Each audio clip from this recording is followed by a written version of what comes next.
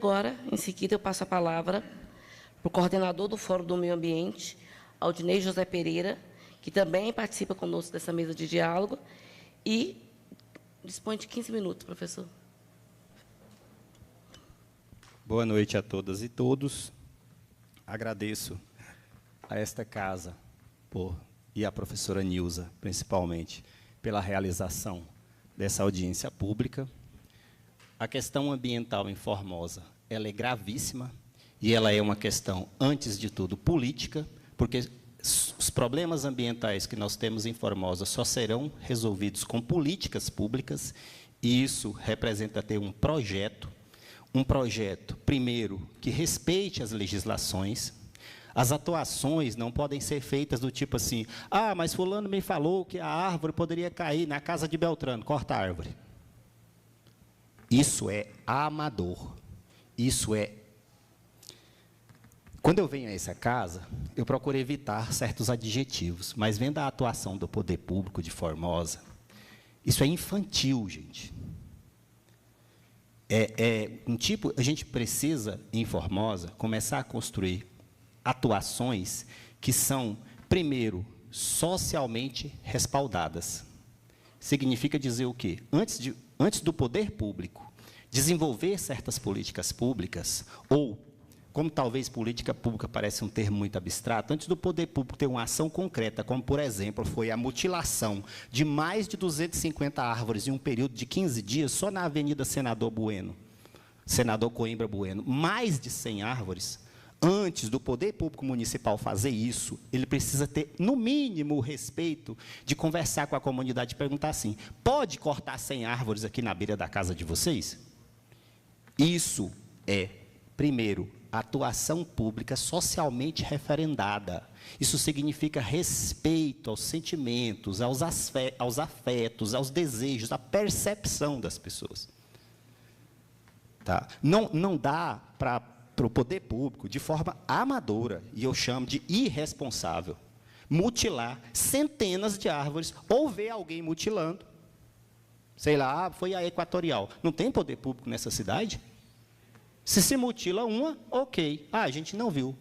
Mas se não viu mutilar quase 300, isso é um atestado de incompetência, ou no mínimo de irresponsabilidade. Então, são atuações que, me parece, não respeitam o que o professor Marcos trouxe muito bem, na questão da poda, que é a legislação mínima, não só na questão da poda, mas na questão da intervenção no rio, também no Josefa Gomes. São atuações que não respeitam a legislação, que não respeitam a comunidade e que não têm uma base técnica mínima.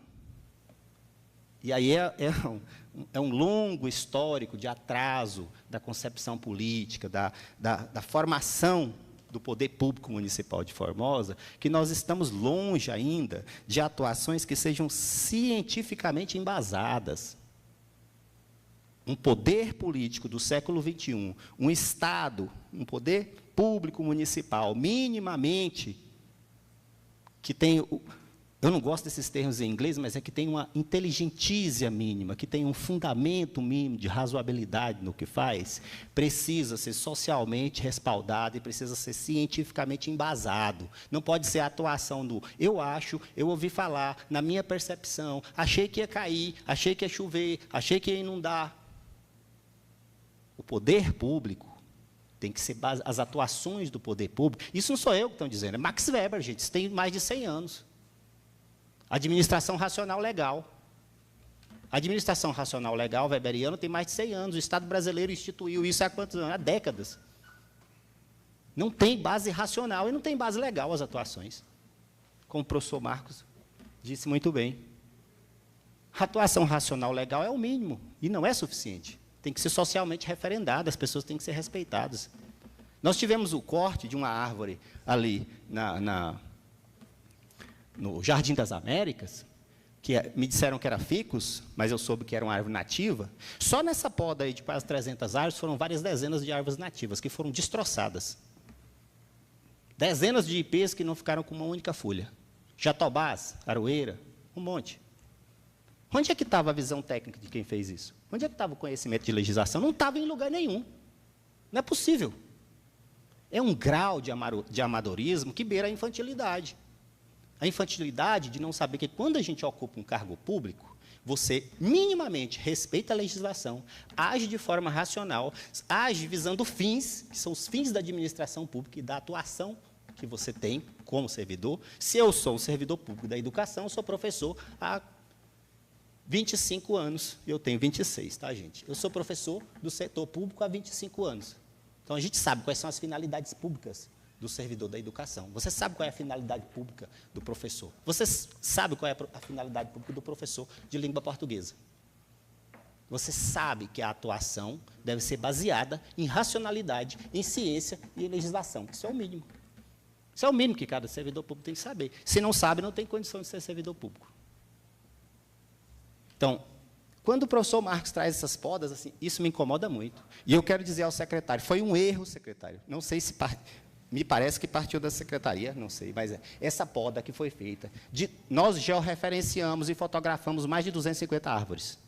E há uma ação que nós encaminhamos ao Ministério Público, nós fizemos georreferenciamento das árvores, nós fizemos levantamento com fotografia e realizamos uma denúncia ao Ministério Público para que se apurem as responsabilidades. Não são. E aí, quando a gente... Outro problema que a gente tem, mas não era árvore nativa. O problema é que eram muitas árvores nativas, dezenas.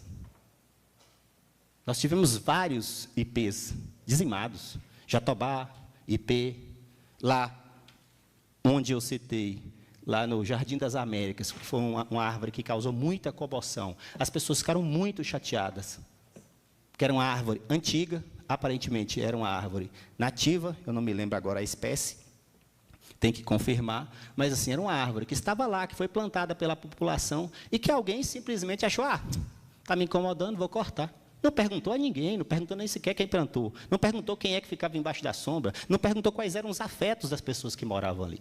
Nós somos senhores de afeto.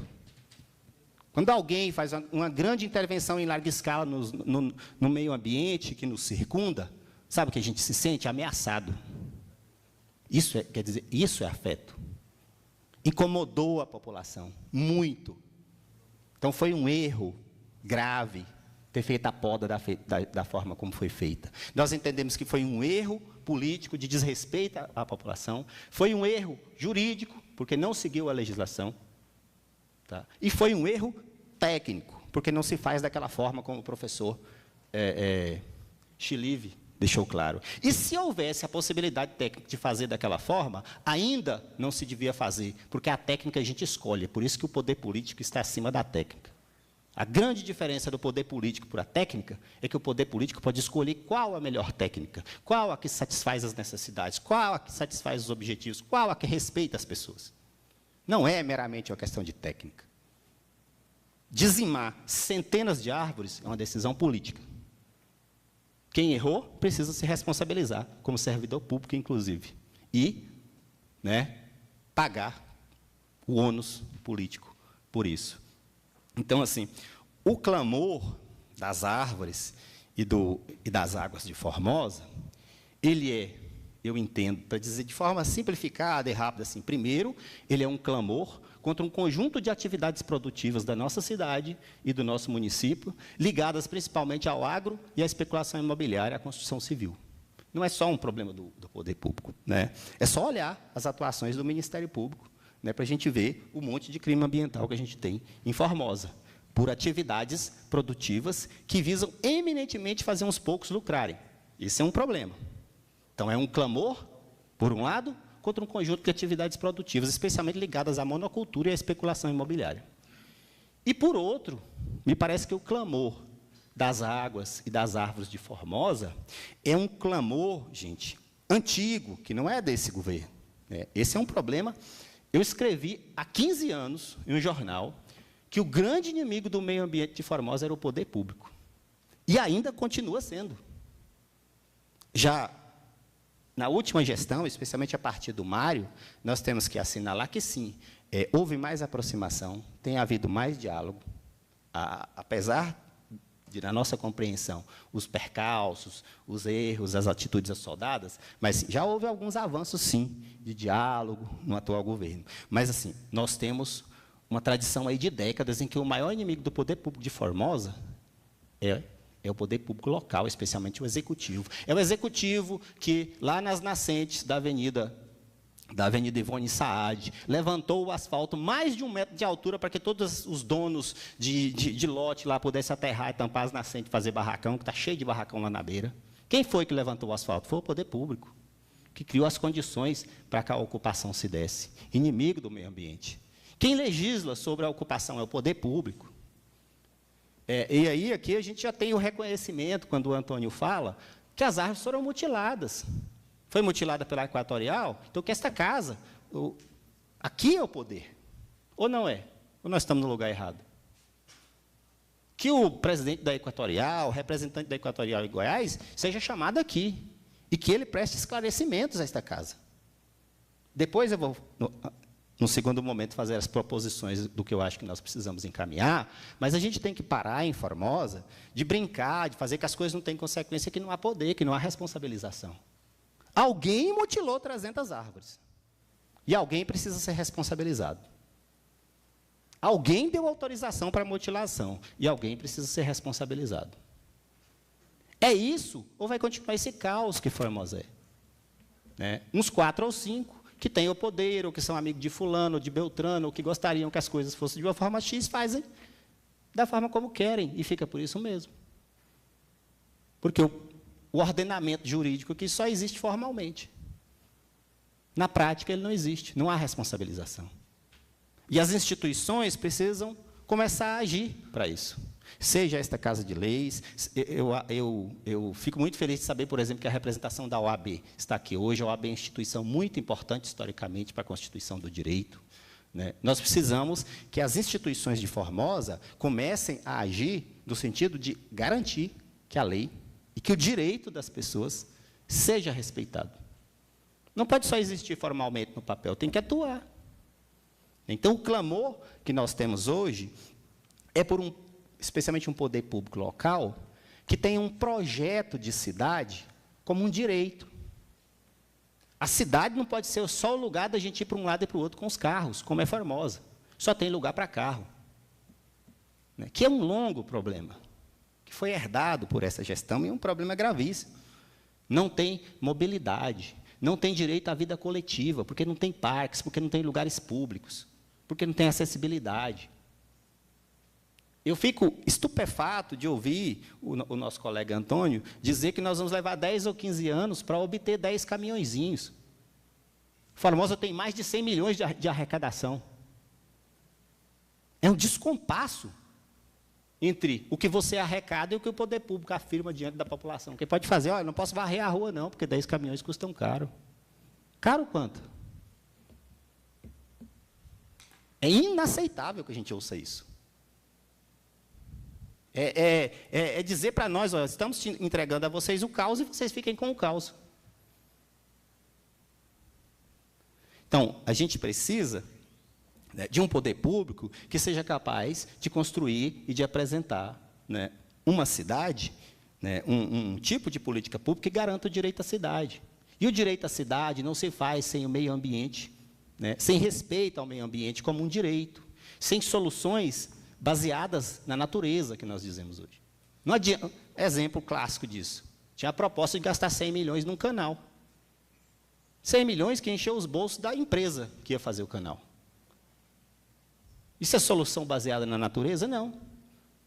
Tem centenas de soluções que custam, talvez, para resolver o problema, muito menos do que isso, e que seriam muito mais eficientes, mas que estão baseadas em ciência e estão baseadas na natureza. E essas soluções não são assim, porque é a descoberta de um... Não, isso está tudo consolidado na literatura. Está tudo consolidado nas práticas de muitas outras cidades aí. Se o poder público local não faz, não é porque não sabe. É porque não busca saber, ou porque não tem interesse.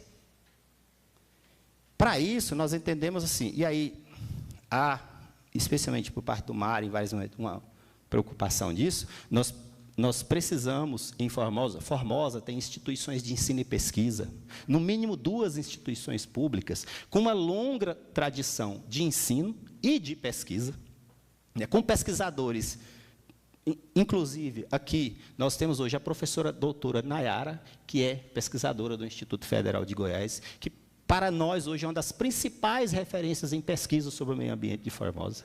Com a professora doutora Nayara, nós temos vários outros professores, pesquisadores, que podem ajudar, se houver um diálogo formal.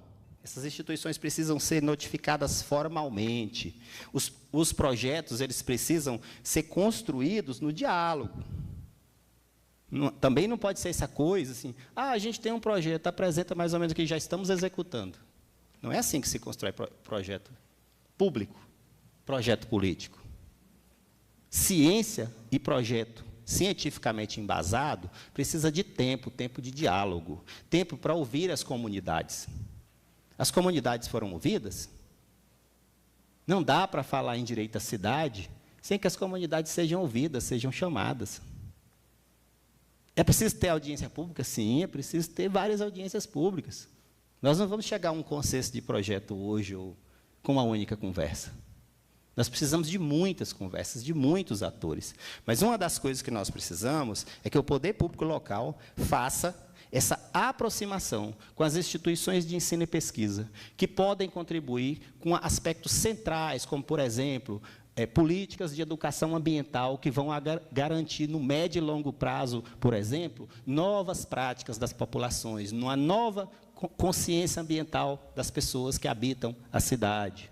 Nós temos várias instituições que podem fazer esse trabalho em larga escala. É preciso apenas haver projeto, comunicação formal, trabalho. Além da educação ambiental, Formosa, por exemplo, salvo engano recente, mas Formosa não tem um viveiro. Isso é o mínimo, gente. Nós tínhamos que ter um viveiro com produção de milhares de mudas. Não é uma, não é duas, não é 100.